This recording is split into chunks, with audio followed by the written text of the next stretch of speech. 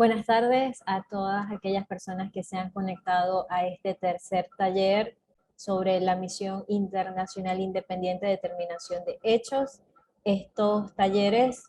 corresponden a las actividades virtuales que ha estado promoviendo la Comisión para los Derechos Humanos del Estado Zulia CODES, con el objetivo de dar a conocer la labor de los mecanismos internacionales de protección del sistema de Naciones Unidas para Venezuela.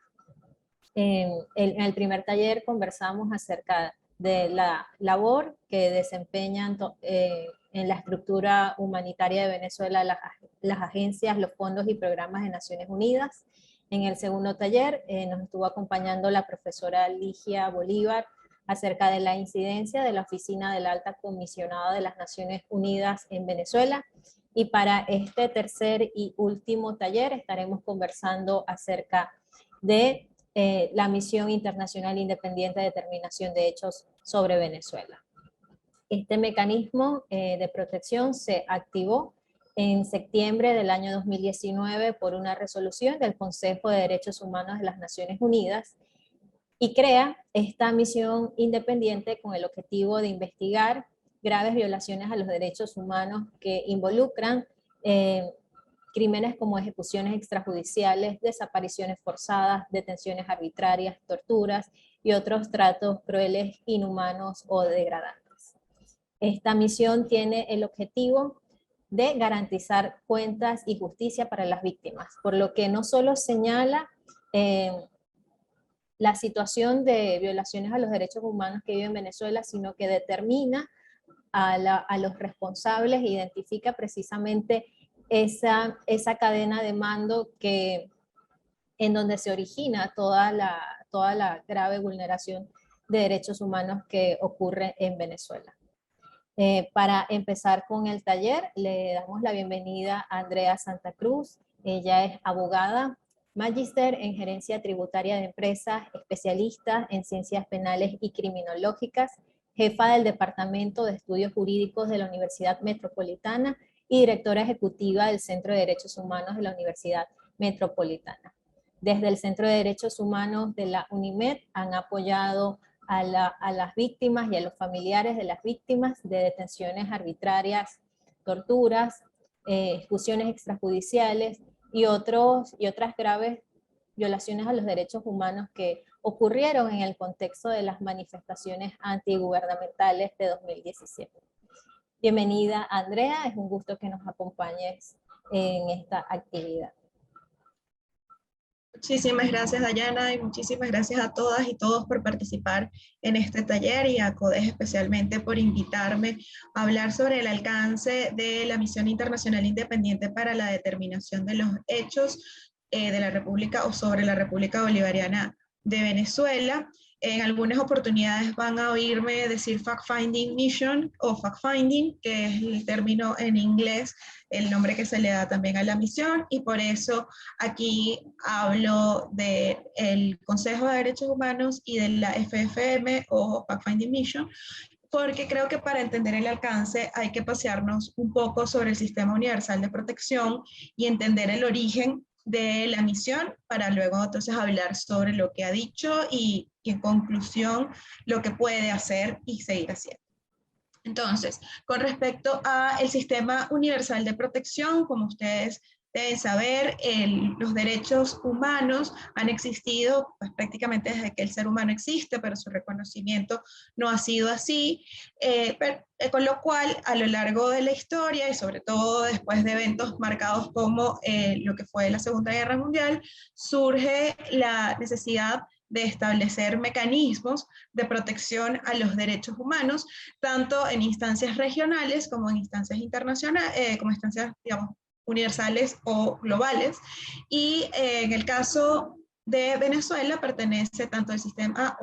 bueno, digamos, hay una discusión sobre el sistema regional en el que está la Comisión Interamericana de Derechos Humanos y la Corte Interamericana de Derechos Humanos,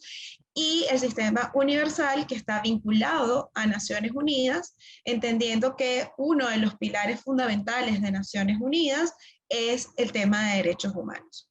Específicamente recordemos que en la Carta Fundacional de Naciones Unidas se han establecido 3 pilares. El primero es el desarrollo, el segundo es la seguridad y la paz, y el tercero, los derechos humanos. En consecuencia, pues es un tema fundamental y transversal en todo el sistema de Naciones Unidas, pero cuando hablamos de Naciones Unidas, hablamos de algo más grande que el sistema de protección. El sistema de protección es solo uno de los puntos y tiene unos órganos que son órganos convencionales u órganos no convencionales. Como su nombre lo indica, cuando hablamos de un órgano convencional, nos referimos a aquel que nace a partir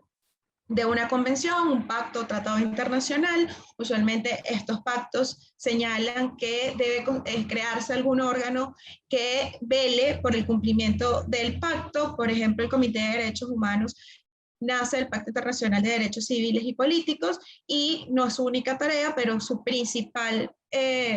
mandato es el velar por el cumplimiento del Pacto Internacional de Derechos Civiles y Políticos. Por otra parte, tenemos los órganos no convencionales que, por definición en contrario, pues se evidencia que no nacen a partir de un pacto o tratado internacional, sino que son creados por otros órganos del sistema de protección o de Naciones Unidas en general. Naciones Unidas tiene 4 órganos principales, que son la Asamblea General, el Consejo de Seguridad, la Corte Internacional de Justicia y el Consejo Económico y Social. Como les decía, estos órganos de alguna manera son fundamentales en la idea general de los 3 pilares fundamentales de Naciones Unidas, pero termina siendo la Asamblea General la que está más atenta al tema de derechos humanos. La Asamblea General está integrada por todos los estados que forman parte de Naciones Unidas y tiene como órganos subsidiarios o de alguna manera relacionados a ella al Consejo de Derechos Humanos, a la Oficina del Alto o Alta Comisionada para los Derechos Humanos, la Oficina del Alto o Alta Comisionada para los Refugiados. Estos órganos, tanto el Consejo como la Oficina del Alta de Derechos Humanos y la Oficina del Alto o Alta Comisionada para los Refugiados, son órganos no convencionales y guardan importancia en este tema de derechos humanos, por eso son órganos propios del Sistema Universal de Protección. El Consejo también va a tener relación con grupos de trabajo, relatores especiales, que también son necesarios sobre todo para la asesoría técnica del Consejo de Derechos Humanos. Ahora, ¿por qué estamos hablando del Consejo de Derechos Humanos? Bueno, porque el Consejo de Derechos Humanos fue quien creó, o el órgano que creó a la misión internacional en materia para Venezuela sobre la investigación de los hechos en Venezuela, ¿no? La Fact-Finding Mission. Entonces es importante, a mí me parecía necesario pues hablarles a ustedes sobre qué es este consejo y en oportunidades también plantear algunas distinciones básicas con otros órganos de Naciones Unidas. El Consejo de Derechos Humanos sustituyó a la antigua Comisión de Derechos Humanos de Naciones Unidas conforme a la resolución 60251 de la Asamblea General del 15 de marzo del año 2006. Como les dije hace un rato, es un órgano subsidiario de la Asamblea General, tiene su sede en Ginebra, está constituido por 47 estados que duran en esa plaza por un periodo de 3 años, pueden reelegirse inmediatamente, pero no pueden reelegirse después de 2 periodos consecutivos. Esos 47 estados, dependen de las plazas que ya están diseñadas, tratando de mantener un equilibrio o, una composición equilibrada, en donde hay 13 estados que van a formar parte del grupo de estados africanos, 13 del grupo de estados de Asia, 6 del grupo de estados de Europa Oriental, 8 de América Latina y el Caribe, 7 de los estados de Europa Occidental y otros estados. En total, 47 estados que, como les dije, van a rotar. En este momento,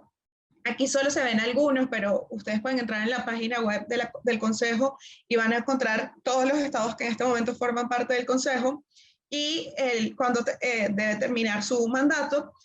Y ciertamente en este listado vamos a encontrar estados que resultan criticables en cuanto a su presencia allí. No vamos a negar esta discusión que se ha presentado con diversos estados, especialmente podemos destacar aquí a China, Rusia, a la misma Venezuela, Cuba, entre otros. También ha estado sentado Arabia Saudita y otros países que evidentemente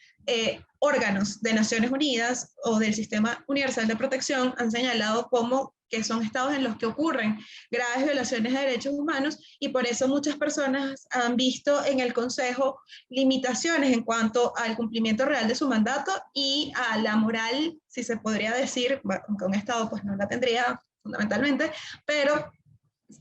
no conciben la razón por qué algunos estados están allí sentados. Y aquí es muy importante entender entonces que el Consejo de Derechos Humanos, aunque es un órgano importante del sistema de protección, en definitiva es un órgano integrado por estados. No está integrado por técnicos especialistas en derechos humanos. El Consejo está integrado por estados y obviamente que las decisiones tienen una altísima carga política. Además, aquí podemos ver que en definitiva quien podría sacar o evitar que un Estado forme parte del Consejo es la Asamblea General, por la mayoría de 2/3 de los miembros presentes y votantes, quienes podrán suspender los derechos inherentes a formar parte del Consejo de Derechos Humanos por las graves violaciones y sistemáticas violaciones de derechos humanos. Obviamente que esta opción es una opción difícil porque exige un número importante de estados en la Asamblea General, ya no en el Consejo, sino en la Asamblea General, que está integrada por más de 190 países, en la que deben ponerse de acuerdo para evitar que un estado forme parte del Consejo de Derechos Humanos. La otra opción, porque no es la única vía que existe para evitar que un estado forme parte, es que los estados que están dentro del Consejo, al momento de elegir quién va a sustituir o entrar en una de las plazas libres, pues no elijan a ese estado, para lo cual es necesario que haya varias opciones. Recientemente, hace 2 años, cuando entró Venezuela al Consejo, Costa Rica se postuló para tratar de evitar el ingreso de Venezuela al Consejo, pero su ingreso en la búsqueda de los votos para el ingreso al Consejo fue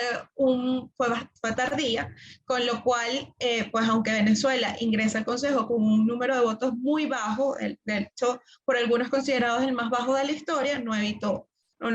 fue posible evitar el ingreso. Más allá de esto, que es una lucha política y que creo que es importante que la tengan en cuenta, sobre todo con el fin de entender cómo funciona el Consejo, es que en definitiva el mandato del Consejo es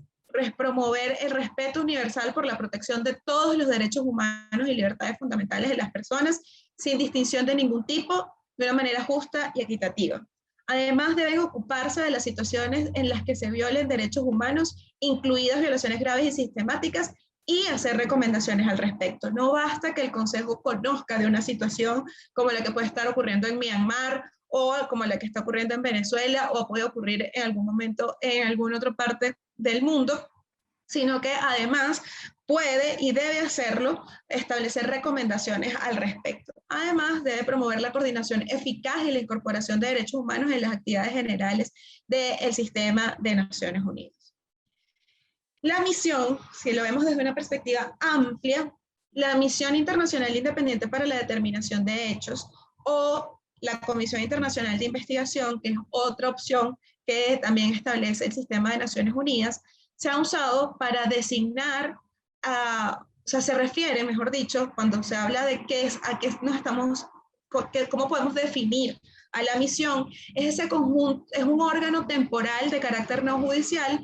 que puede ser creado o por órganos intergubernamentales, como es este caso, que fue creado por el Consejo de Derechos Humanos, o puede ser creado por el secretario o secretaria general de Naciones Unidas, o por la alta o alto comisionado para los derechos humanos. Y está encargado de investigar alegaciones de violaciones en materia de derecho internacional de derechos humanos, de derecho internacional humanitario y de derecho penal internacional, y formular recomendaciones para la adopción de las medidas correctivas basadas en sus conclusiones de hecho y de derecho. En consecuencia, ¿qué vamos a entender por misión internacional independiente para la determinación de hechos? Sea Venezuela, sea en Myanmar, sea en la zona en el Congo o en cualquier sitio que se pueda crear o que se haya creado. Tenemos uno, que es un órgano temporal de carácter no judicial. ¿Eso qué significa? Bueno, uno, que evidentemente no es permanente, no está en el sistema de manera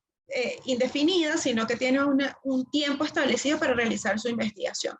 2, que su investigación no deriva una condena, que no deriva en determinar responsabilidades. Su investigación lo que hace es generar elementos que son fundamentales, útiles y necesarios en algunos momentos para los procesos judiciales que se realicen, bien sea en tribunales internacionales ad hoc o en la misma Corte Penal Internacional. En consecuencia, no vamos a oír, y no hemos oído, de la Fact-Finding Mission, el caso venezolano, que determine y diga,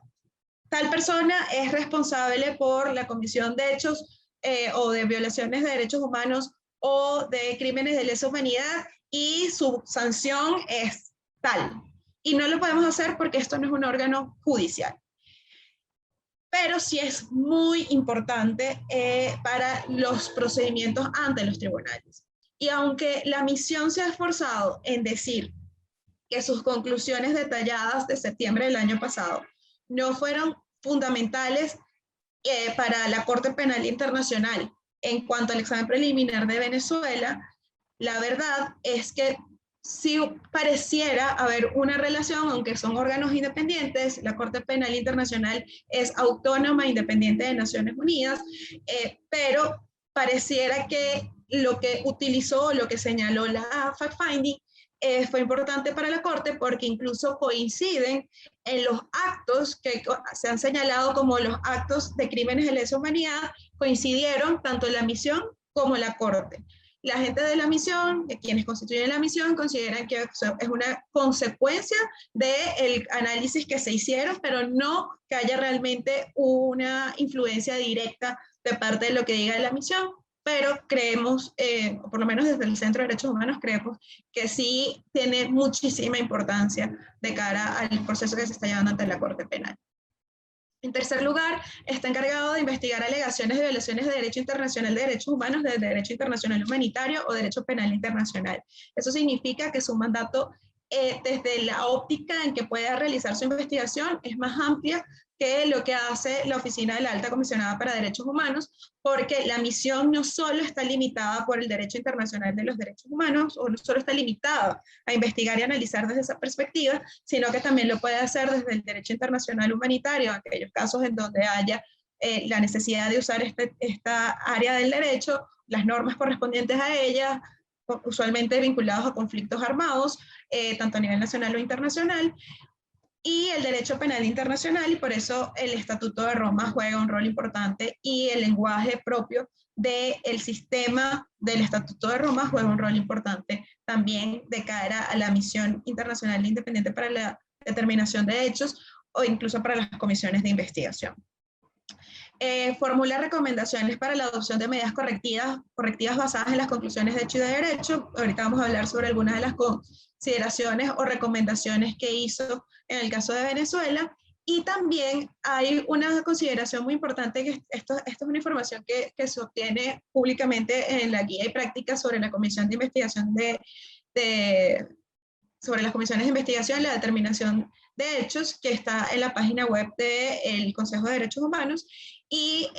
la comisión habla de la comisión y las misiones han demostrado de manera cada vez más explícita que la rendición de cuentas no se limita solamente a los procesos de investigación penal. Y esto es muy interesante porque recordemos que en la determinación y en la rendición de cuentas pueden haber aspectos muy vinculados a la búsqueda de verdad que no necesariamente se limitan a la investigación penal y a la condena en ese sentido.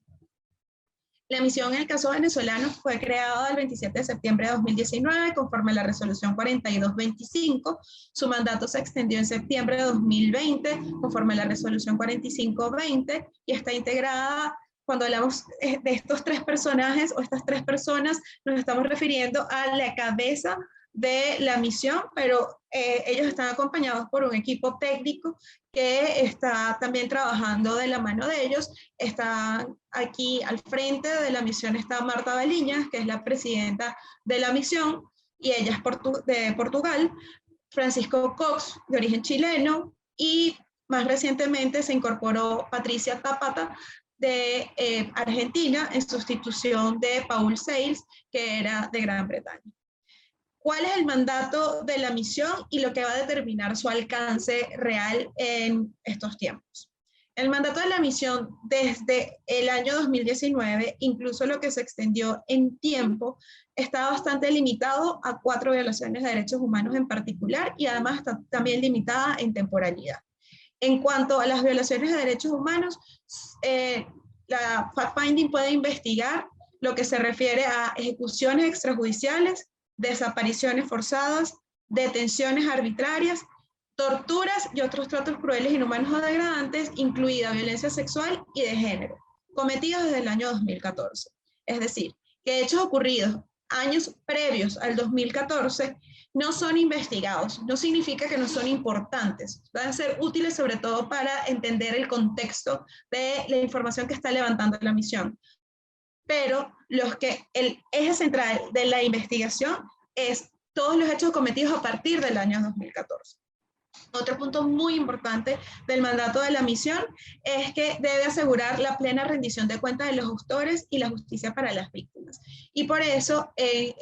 las conclusiones detalladas del año 2020 señalaban que tenían a resguardo la información que habían levantado y que la ponían a disposición de las instancias necesarias correspondientes para la determinación de responsabilidades.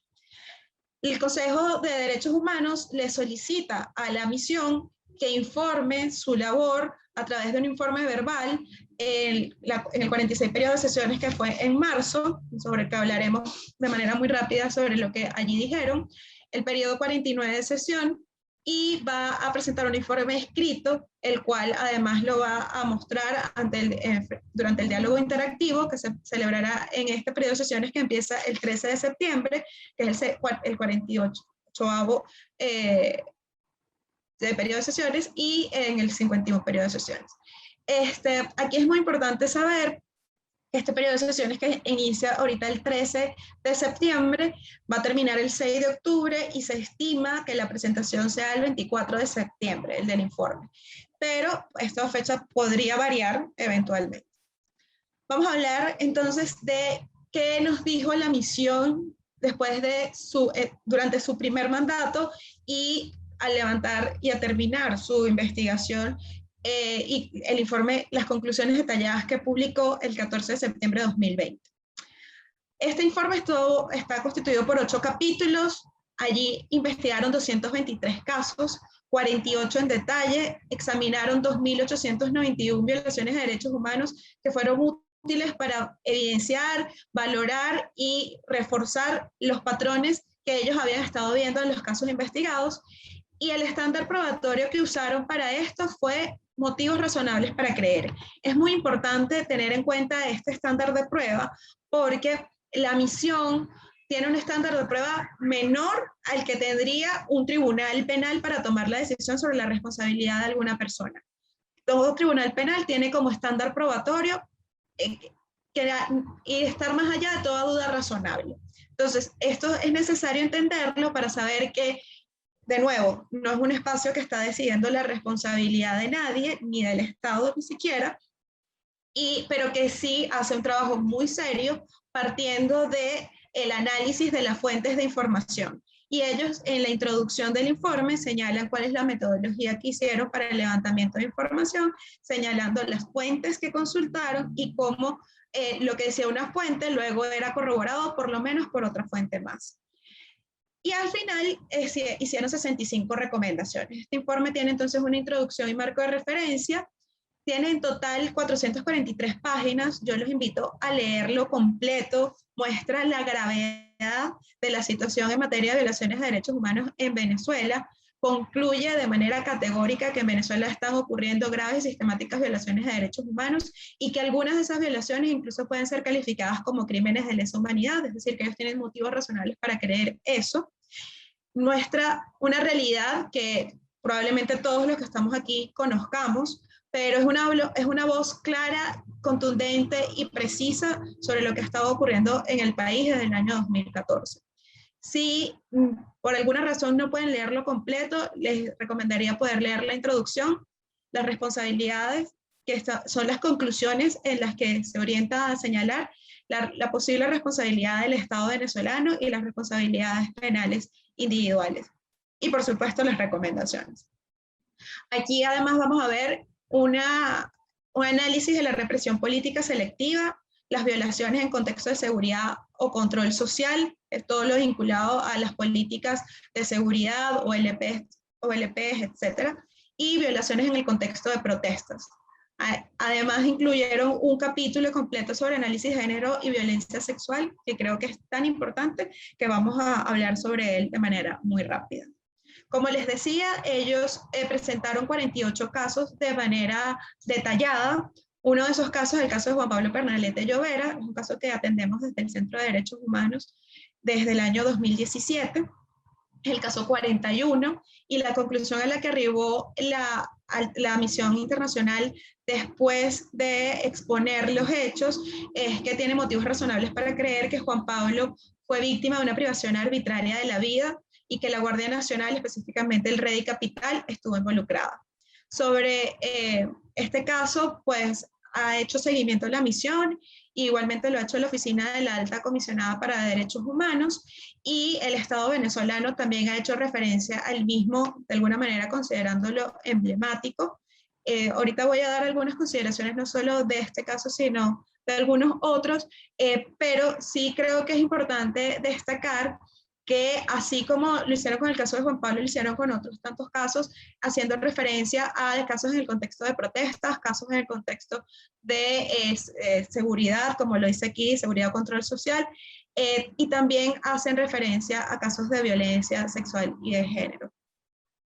Uno de los puntos fundamentales que para mí es destacable de este informe es que durante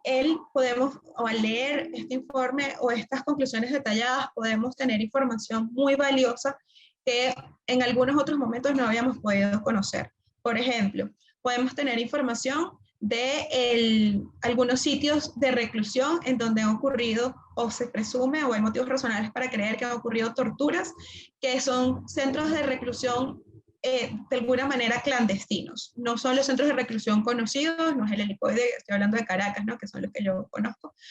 no es el Helicoide o Plaza Venezuela en el caso del SEBIN, o la sede Moleíta del DIGESIM, sino que son otros sitios, y ellos incluso hacen referencia a dónde podrían estar ubicados. Además, el Plan Zamora, que es un plan que todos habíamos escuchado, pero que nadie había podido tener acceso a él, ellos pudieron de alguna manera publicarlo, hacerlo público. Y además, este punto que es el que está en la lámina, que para mí es muy, muy importante,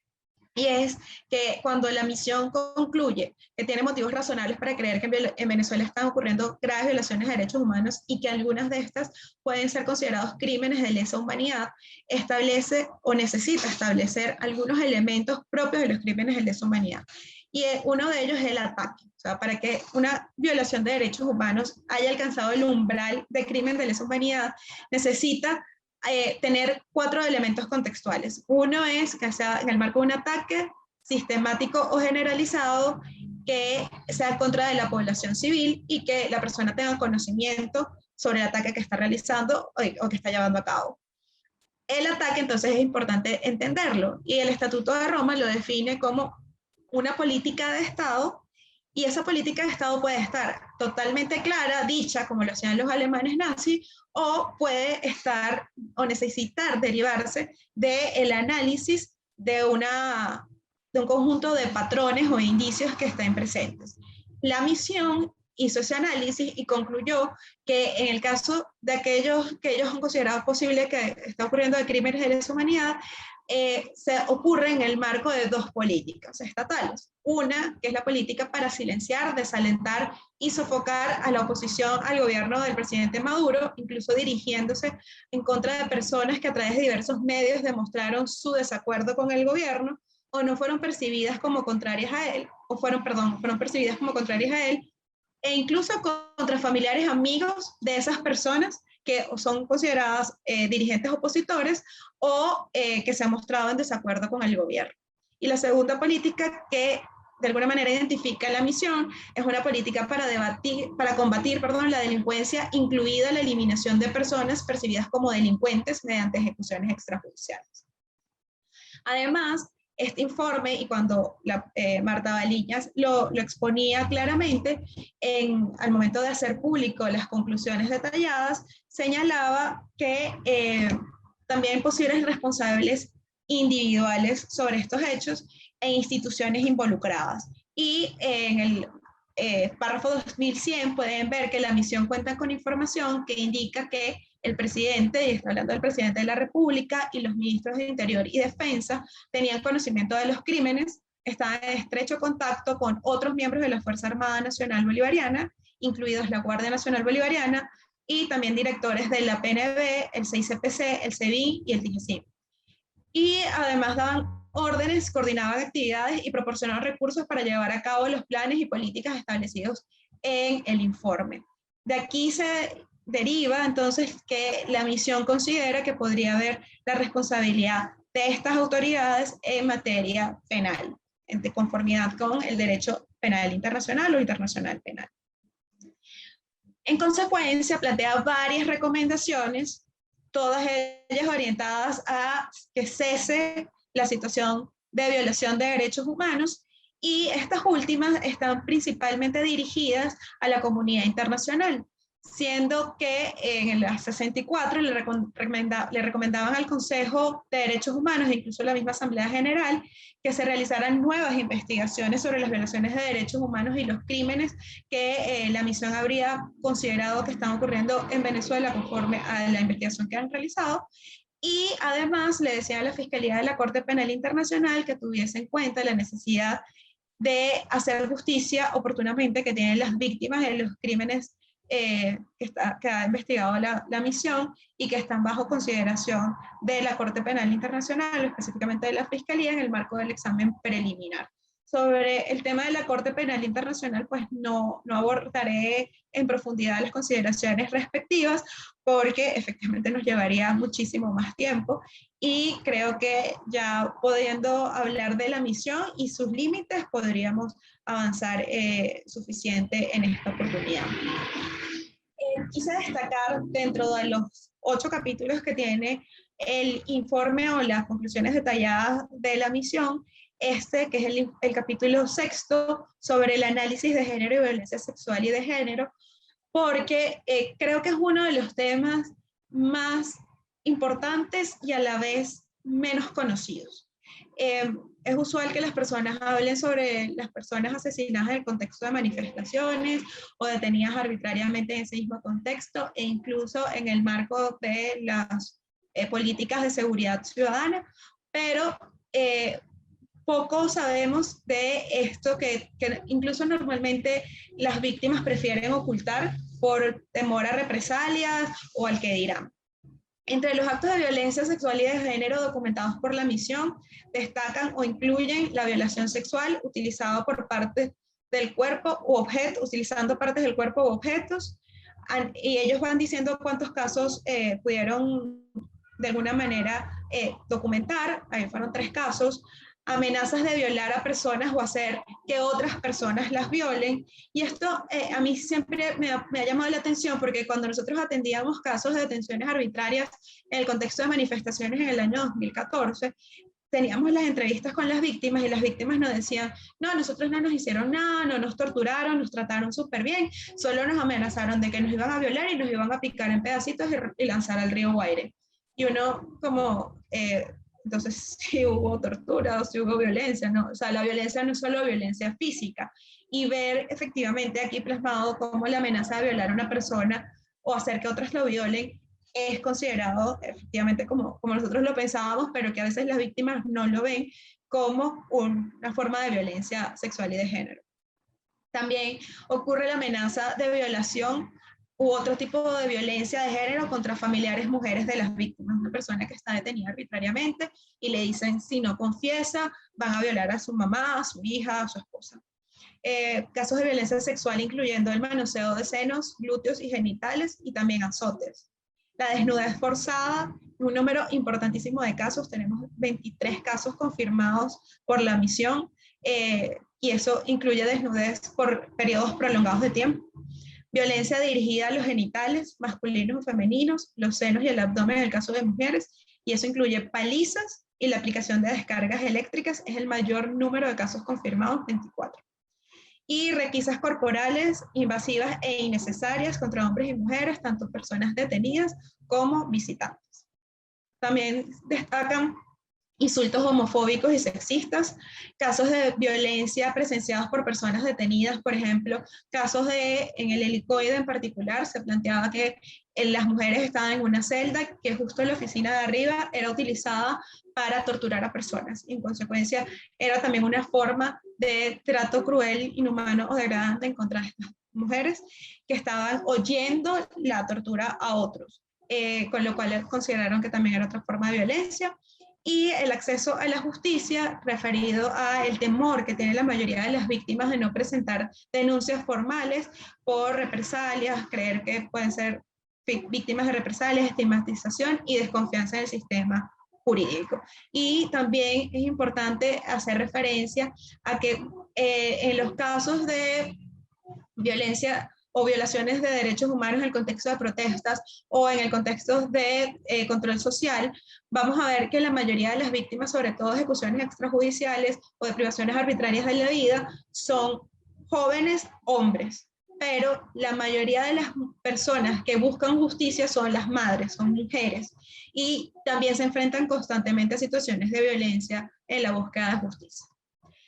El 10 de marzo de este año se presentó la actualización oral de conformidad con lo que le había solicitado el Consejo de Derechos Humanos, y allí la misión reiteró que estábamos frente a graves violaciones de derechos humanos y que algunos podrían ser considerados crímenes de lesa humanidad. Además se hizo referencia a las elecciones parlamentarias y las calificó de injustas y carentes de libertad. También señaló la exclusión de las voces disidentes y la continua represión de la oposición política, la ampliación del término enemigo interno. Ellos hablan las conclusiones detalladas de las que estaba hablando hace unos minutos, del término enemigo interno y cómo se ha utilizado desde mucho antes de 2014, pero especialmente con especial énfasis a partir de esa época, y que ahora no solo se refiere a opositores al gobierno, sino que incluso podría estar incluyendo a organizaciones encargadas de labores humanitarias y de derechos humanos. También destaca la persecución de personas y organizaciones no gubernamentales dedicadas a estas labores, a labores humanitarias y de derechos humanos, y creo que para todos es evidente que hemos conocido de un mayor número de casos de detenciones arbitrarias en contra de organizaciones o de personas pertenecientes a organizaciones de la sociedad civil, como es el caso de Azul Positivo y Fundaredes. El Tribunal Supremo de Justicia, también lo señalaba en la actualización oral, había anulado la sentencia contra los dos presuntos responsables del caso del ex capitán de corbeta, Rafael Acosta Arévalo, y yo les decía hace un rato que se han usado algunos casos de parte del Estado como casos emblemáticos para tratar de demostrar que se está haciendo justicia. Uno de ellos es el caso de del capitán de corbeta Rafael Acosta Arévalo, en el que muestran que bueno, se están haciendo las investigaciones, que se anuló la decisión y que se pretende proceder de manera ajustada a derecho. Y los otros dos casos que ha presentado Tarek William Saab han sido el de Juan Pablo Pernalete y el del ex concejal Albán. Y la verdad es que podríamos contarles con detalles sobre todo el caso de Juan Pablo, pero por temas de tiempo no lo voy a hacer. De todas maneras, lo que sí es importante es que al hacer un análisis detallado de cada uno de estos casos, evidenciamos que no hay realmente justicia o interés por la justicia y la búsqueda de la verdad, con lo que podemos concluir que no hay una investigación ni un proceso genuino o de búsqueda de una genuina justicia, y que por el contrario pasan cosas como en el caso de Juan Pablo, en el que se imputan a un número de funcionarios por unos delitos que no coinciden ni con la gravedad ni con la realidad de los hechos. Y la misión también destacó que siguen ocurriendo detenciones arbitrarias y hablaba de 100 casos de detenciones en las protestas de septiembre. Toda esta información ustedes la pueden ver en la página web del Consejo. Específicamente ustedes colocan en un buscador, Google por ejemplo, Misión Internacional o Fact Finding Mission Venezuela, y los va a llevar a la página de la misión, en donde toda esta información la van a poder ver con más detalle. Por último, quería hacerles una pequeña diferenciación entre la misión y la oficina de la alta comisionada, con el fin de no confundir los roles de cada uno. La misión es un órgano temporal no judicial, mientras que la oficina de la alta es un órgano permanente subsidiario de la Asamblea General, con lo cual la misión va a depender de que se renueve su mandato. Incluso vemos que cuando la misión hace la recomendación de que se siga investigando, de alguna manera hace referencia a la resolución con la que se creó, en la que los estados del Consejo de Derechos Humanos habían hecho referencia a que tal vez fuera necesario, después de obtener la información de la misión, crear una comisión de investigación, que la comisión de investigación es como un nivel superior a el de la misión de investigación de hechos, y esa ha sido la evolución que hemos visto en algunos otros casos, como Myanmar. Pero, bueno, por ahora no tenemos la posibilidad de crear una comisión, se renovó el mandato de la misión y, bueno, dependerá de que se vuelva a renovar o de que se cree esta comisión de investigación. Y eso no pasa con la oficina de la alta comisionada. La oficina está allí y va a seguir allí en principio, salvo algún cambio que decida ya el sistema de Naciones Unidas. Además, la misión tiene una forma más amplia de análisis, porque, como les dije, desde la perspectiva del derecho internacional de los derechos humanos, desde el derecho internacional humanitario y del derecho internacional penal, mientras que la oficina de la alta está muy limitada, solo desde la perspectiva de los derechos humanos, y la misión contribuye a asegurar la rendición de cuentas de los autores y principales responsables, incluso desde una perspectiva penal, mientras que la oficina de la alta se limita solo a violaciones de derechos humanos y en consecuencia a la responsabilidad del Estado. Cierro con este poema que está al inicio del libro de Primo Levi, Si esto es un hombre. Esto es una traducción del poeta Rafael Cadenas, y para mí fue muy importante cuando leí esta obra de Primo Levi, en la que él cuenta cómo sobrevivió en el campo nazi, en un campo de concentración, y creo que de alguna manera nos plantea preguntas importantes este poema. Dice: ustedes que viven seguros en sus cálidos hogares, ustedes que al volver a casa encuentran la comida caliente y rostros amigos, pregúntense si es un hombre el que trabaja en el lodo, el que no conoce la paz, el que lucha por medio pan, el que muere por un sí o un no. Pregúntense si es una mujer la que no tiene cabello ni nombre, ni fuerza para recordarlo, y si la mirada vacía y el regazo frío, como una rana en invierno. Piensen que esto ocurrió. Les encomiendo estas palabras, grábenlas en sus corazones, cuando estén en casa, cuando anden por la calle, cuando se acuesten, cuando se levanten. Repítanselas a sus hijos, si no, que a sus casas se derrumben y que la enfermedad los incapacite y sus descendientes les den la espalda. Y aquí, para mí, lo más importante es esta frase de les encomiendo estas palabras, grábenlas en sus corazones, porque cada violación de derechos humanos, cada situación que termina en un crimen atroz, debe ser recordada. Por eso la memoria es fundamental en los procesos luego de transición. Pero sobre todo, para evitar que sigan ocurriendo atrocidades, es necesario que hayan voces claras y fuertes de aquellos que no sienten que han perdido su dignidad hasta el punto de poder preguntarse si son o no hombres o mujeres. Y esas voces claras y fuertes en este momento las tenemos en órganos del sistema de protección y muy especialmente en la Misión Internacional Independiente para la Determinación de Hechos. Muchísimas gracias. Muchas gracias, Andrea, por tu participación en el taller y por esa reflexión que nos dejas a través del poema de Rafael Cadenas acerca de la importancia de preguntarnos hasta qué punto se van a permitir las graves violaciones a los derechos humanos en Venezuela. Que, como bien lo decía Andrea, el informe detallado de esta misión dejó al descubierto lo que ocurre en estos centros de privación de libertad en Venezuela, estas prácticas de torturas, tratos crueles, inhumanos y degradantes, que estas prácticas de abuso sexual que son reiteradas y que junto con las políticas de ejecuciones extrajudiciales y detenciones arbitrarias son, como lo dice la misión de determinación de hechos en este primer informe, una práctica generalizada y sistematizada que se configuran como crímenes de lesa humanidad. A partir de este momento le damos la invitación a todos los que nos acompañan en este taller para indicarnos por el chat de hacer sus preguntas para Andrea sobre la labor de la misión. La primera pregunta es de José Rafael Medina, de Harson, Venezuela. Él nos pregunta acerca de las expectativas que se tienen para el diálogo interactivo de este mes. Pues sabemos que en septiembre la misión de determinación de hechos va a publicar un segundo informe acerca de las investigaciones que ha realizado durante el transcurso de este año. Y otra pregunta que nos deja es Edgar González: ¿por qué tantos procedimientos en los órganos internacionales para el caso venezolano? Bien, muchísimas gracias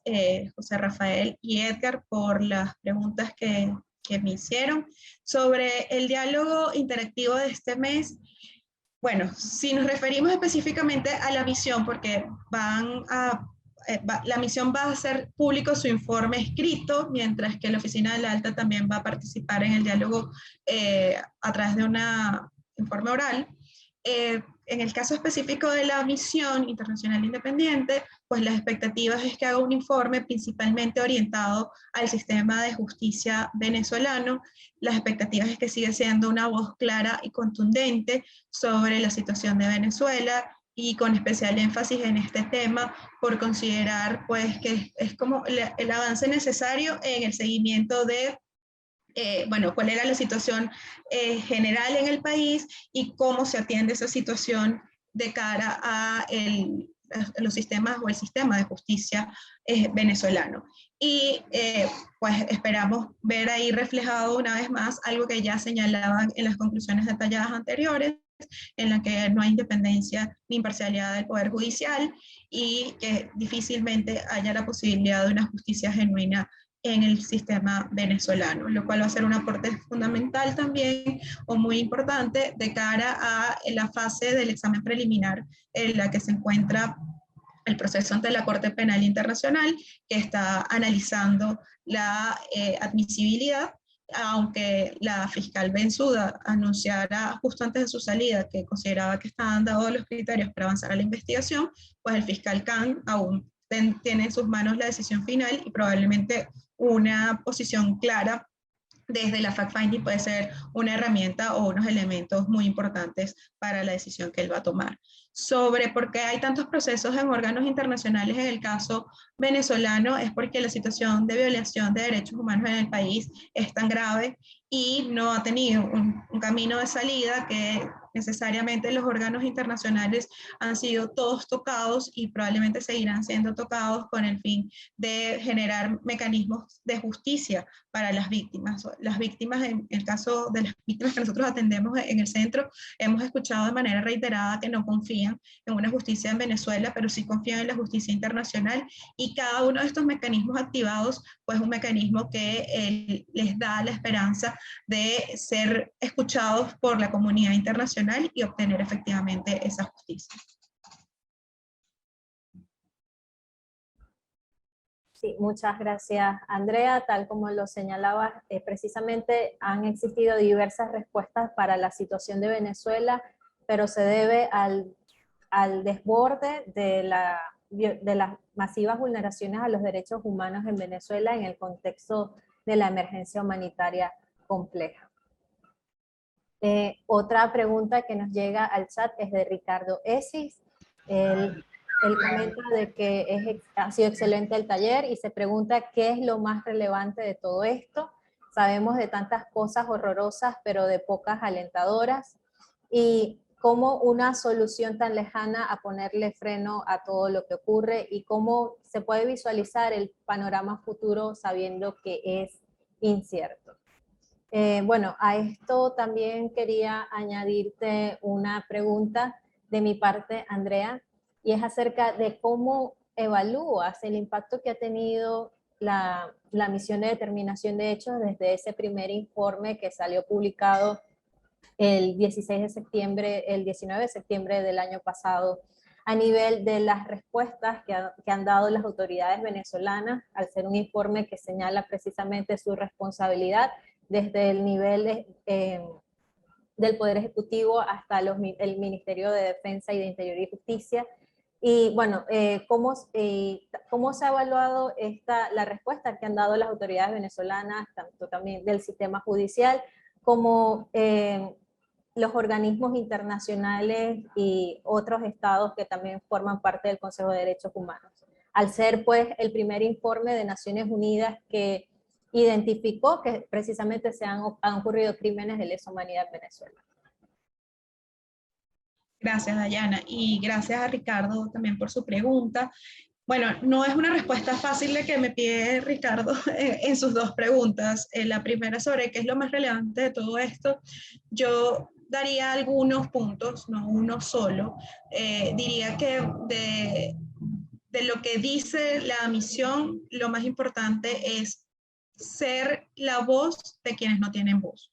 La misión fue capaz de llegar hasta la comunidad internacional en general y hacerle ver a esa comunidad que hay nombres, porque tomaron 48 casos de personas y no son cifras, no son simplemente un número, sino cada caso, nombre, apellido, los hechos, un poco quién era esa persona y la conclusión de la misión. Y creo que entonces eso de alguna manera fortalece a las víctimas en un camino tan difícil como es el que tienen que atravesar para buscar la justicia en el país. Y eso creo que es muy valioso. Lo otro que es muy valioso es efectivamente que el informe es un informe muy completo, a pesar del poco tiempo que tuvo la misión, porque la misión se constituyó en septiembre de 2019, pero no había sido sino hasta marzo, cuando ya el grupo completo estaba trabajando en marzo de 2020 y tenían que presentar informe en septiembre de 2020. Tenían poco tiempo para entender la situación de Venezuela, que no es una situación fácil, y aún así pudieron reflejar de una manera muy clara lo que está pasando en el país, de una manera, sí, tienes razón, poco alentadora en cuanto a lo que está ocurriendo y sigue ocurriendo en Venezuela, pero también una forma de no olvidar que Venezuela está en esa situación, porque en la medida en que el caso venezolano se convierta en un conflicto sin solución, sin posibilidad de avance y sin posibilidad de ser recordado y analizado y discutido, entonces nos vamos a quedar solos o se van a quedar solos, sobre todo las víctimas, porque nosotros al final somos voz de ellos también. Y creo que uno de los puntos más importantes es que planteó desde una perspectiva, desde una forma de responsabilidad penal individual, nombres y apellidos. O sea, no solo es la responsabilidad del Estado desde una perspectiva del derecho internacional de los derechos humanos, sino también de los posibles responsables desde una perspectiva penal internacional. Y eso no lo ha hecho ni siquiera la Fiscalía de la Corte Penal Internacional por el momento en el que se encuentra el examen preliminar. En consecuencia, ese señalamiento directo de los posibles responsables también ha sido valioso de cara a lo que las víctimas necesitan saber, conocer la estructura de quienes han podido tomar decisiones y también de eventuales procesos que se lleven tanto a nivel nacional como a nivel internacional. ¿Cómo visualizo el panorama? Yo trato de ser muy, muy optimista y yo sí creo que más tarde probablemente que temprano, porque, lamentablemente, porque hemos visto cómo los procesos internacionales son lentos, pero yo sí creo que los procesos internacionales van a dar respuesta poco a poco desde una perspectiva jurídica a las víctimas para dar verdad, justicia y reparación. Y ojalá eventualmente se genere unos mecanismos de memoria y de garantías de no repetición para que puedan esas víctimas sentir que su sufrimiento ha servido para evitar que otros sufran. Entonces, mi visualización del panorama es que sí va a encontrarse justicia, no tan rápido como quisiéramos, pero creo que sí vamos a poder conseguirla. Y sobre las preguntas de Dayana, sobre cómo la perspectiva del Estado y luego la perspectiva de la comunidad internacional sobre lo que ha dicho la misión. Yo creo que el Estado venezolano desde hace algún tiempo se ha visto poco influenciado, no digo cero, sino poco, influenciado por la comunidad internacional propia de los sistemas de protección, tanto regional como universal, pero sí creo que el sistema universal de protección es un sistema al que ellos más atienden. Obviamente el sistema regional fue un sistema que atacaron fuertemente y del que ellos se consideran simplemente en este momento aislados o no parte. Como les dije al principio, sobre eso hay toda una discusión. De hecho, la Comisión Interamericana sigue recibiendo casos de venezolanos y de situaciones en Venezuela, pero el Estado, cuando tuvo que elegir entre los dos sistemas, porque decidieron elegir, eligieron por el sistema universal, con lo cual le dan mayor importancia a ese espacio. Es un espacio en el que además han querido tener voz y protagonismo, porque se hicieron parte del Consejo de Derechos Humanos, con lo cual les importa lo que se diga allí. Y cuando salió el informe de la misión, tuvieron una reacción muy violenta en contra del informe, diciendo que la información que estaba allí no respondía a la verdad, que respondía solo a un lado de la historia, que era una historia con todos los epítetos que ellos podían señalar y que además era fundamental que esta gente nunca había estado en Venezuela y que si la misión no había estado en el país no podía realmente tener una visión clara de lo que pasaba en Venezuela, lo cual es un absoluto sinsentido, porque eso no es real. O sea, la verdad, y más en un mundo como el que estamos viendo en estos tiempos de pandemia, uno puede tener información por cualquier otra vía y otras fuentes. Era una forma de desmeritar el informe que no era real, pero trataron de hacerlo, de hacer ver que no está ocurriendo todo lo grave que ahí se decía. Yo creo que el espacio que más ha influido en el Estado venezolano ha sido la Corte Penal Internacional. Pero la influencia o la relación o cooperación que podría haber entre la misión y la Corte es fundamental, porque todos estos insumos que les puede estar creando la misión y dárselo a la Corte Penal puede estar también siendo de mucho interés para el gobierno venezolano, el Estado venezolano, al punto que el Estado ha tratado de hacer ver que hay un interés por hacer justicia a las violaciones de derechos humanos en Venezuela y da alguna información que no es de justicia genuina, pero trata de señalar que sí hay interés en hacerlo dentro del país con el fin de que no sean juzgados puertas afuera y que no sean juzgados incluso con elementos como el de la misión. Pero no han dado el paso para que la misión pueda entrar al país y ellos poder influir de alguna manera más directa en la misión. De hecho, sabemos que la misión y la oficina de la alta comisionada no se relacionan de manera constante a petición del Estado venezolano. El Estado venezolano ha pedido que la misión, que la oficina de la alta no se relacione con la misión, entendiendo que la misión les ha hecho daño. Entonces creo que al final la evaluación del Estado es tratar de hacer ver que eso es algo que no es cierto, le importa, va a tratar de incidir, pero no es en este momento su mayor preocupación. Creo que su mayor preocupación sigue siendo la Corte Penal Internacional. Y sobre el resto de los estados que constituyen el Consejo, sobre todo de los estados que han promovido las investigaciones en la situación venezolana, creo que estos informes han sido muy valiosos para ellos seguir interesados en la situación de Venezuela y requerir que se mantenga y se renueve la misión. O sea, creo que la renovación de la misión evidenció que ese primer informe de la misión internacional había sido tan sólido, tan contundente, que era necesario profundizar en esa investigación por más tiempo. Y eso fue el estímulo que realizaron esos estados. Entonces, creo que ellos se vieron satisfechos de alguna manera por ese inicio y ojalá que lo que venga a decir ahora la misión siga siendo tan contundente y tan claro y que el resto de los estados por este periodo de tiempo insista en tener más información sobre la situación de Venezuela, enviar las recomendaciones y utilizar los espacios que tienen a bien para buscar mecanismos que sean pacíficos, diplomáticos y que permitan la solución de la situación de graves violaciones de derechos humanos en el país. Muchas gracias, Andrea, por esa respuesta tan reflexiva. Ahora tenemos otra pregunta de Edgar González, de que en el supuesto caso de que se compruebe que hay violaciones de derechos humanos en Venezuela por parte de la Corte Penal Internacional, ¿qué pasaría con el presidente actual?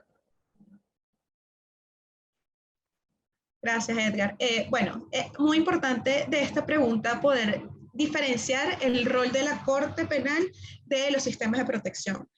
La existencia o no de violaciones de derechos humanos y la responsabilidad del Estado se toman en instancias propias de los sistemas de protección, tanto regional como universal. La Corte Penal Internacional no atiende temas de violaciones de derechos humanos. Ellos, de hecho, en algún momento, en distintas discusiones, se planteaba que era claro que en Venezuela estaban ocurriendo violaciones de derechos humanos, pero no era tan claro si eran crímenes atroces o no. El caso de Honduras, por ejemplo, se cerró el caso porque consideraban que efectivamente habían violaciones de derechos humanos, pero no habían ocurrido crímenes atroces, porque lo que le interesa a la Corte Penal Internacional es analizar crímenes atroces. Entonces, la fiscal Fatou Bensouda, en su informe del año 2020, señalaba que ella tenía motivos razonables para creer, y fíjense que es el mismo estándar de prueba que el de la misión, que tenía motivos razonables para creer que que en Venezuela estaban ocurriendo no solo violaciones de derechos humanos, sino que estaban ocurriendo crímenes atroces, específicamente crímenes de lesa humanidad, y que por eso avanzaba en el examen preliminar a la siguiente fase. El proceso penal ante la Corte tiene la etapa del examen preliminar, luego la investigación y luego el juicio. En este momento no se ha individualizado posibles responsables ante la Corte Penal Internacional. Eso puede ocurrir es en la investigación. Y en esa oportunidad, en el marco de la investigación, pueden ocurrir, no tienen que ser así, pero puede ocurrir que se emitan órdenes de aprehensión. Y lo que establece el Estatuto de Roma es que debe haber cooperación de los estados. Hemos visto casos como el de al-Bashir, que era presidente en el momento en que se dictó la orden de aprehensión, y no fue sino hasta que dejó de ser presidente cuando existe la posibilidad de que sea entregado a los Países Bajos, pues donde se encuentra la Corte Penal Internacional. Con lo cual quiero decir que la Corte no es un espacio para buscar soluciones políticas. La Corte es un espacio de soluciones jurídicas que tiene amplísimas limitaciones, incluso la necesidad de cooperación de los estados, especialmente de los estados partes, como sería Venezuela, pero que hay algunas consideraciones políticas que pueden incidir no en la decisión de la Corte, sino en que se haga efectiva las decisiones de la Corte.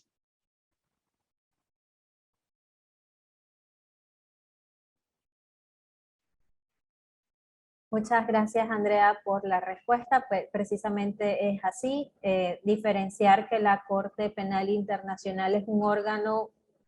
externo del Sistema Universal de Protección de Derechos Humanos, como son los mecanismos de Naciones Unidas, como la Oficina de la Alta Comisionada o la Misión de Determinación de Hechos, y también distinto del Sistema Interamericano de Derechos Humanos, conformado por la Comisión Interamericana de Derechos Humanos y la Corte Interamericana.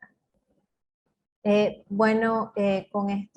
esta pregunta podemos dar por finalizado el taller acerca de la Misión Internacional Independiente de Hechos con Andrea Santa Cruz, directora ejecutiva del Centro de Derechos Humanos de la Universidad Metropolitana. Para más información acerca de la misión, los invitamos a seguir la campaña de respuestas para Venezuela. Esta es una iniciativa de CODES precisamente para dar a conocer los mecanismos que se han activado para dar respuesta a la situación de Venezuela desde Naciones Unidas. Empezamos con un taller con Natalia Saturno de Acción Solidaria para hablar acerca de cómo funciona la estructura humanitaria en Venezuela. También